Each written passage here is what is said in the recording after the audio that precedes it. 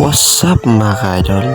So for today's mini vlog mga ka-idol, no? So ipakita na ko ninyo ang bagong lutas na ko ng mga baktin. So muna ako mga baboy mga ka-idol. So naara mo ning anak sa akong isa ka anay mga ka-idol. So inani sila ka kusog mga ka-idol, no? Gikan sa paglutas. After 30 days mga ka-idol, so gilutas na nako. So muna yung inahan mga ka-idol, muna yung ako mga anay. So kini ang gipakaon sila mga ka-idol, no? So pre-starter feeds pa ni sila mga ka-idol.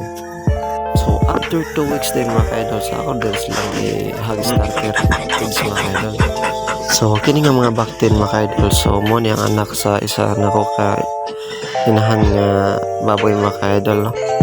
So ano na sila kabok, pero mga solid mga ka-idol, mutimbang na sila, mga 14 kilos gikan sa paglutas mga ka-idol, no? So na sila kaabulog mga ka-idol, mga pangipainom ng tubig mga ka-idol.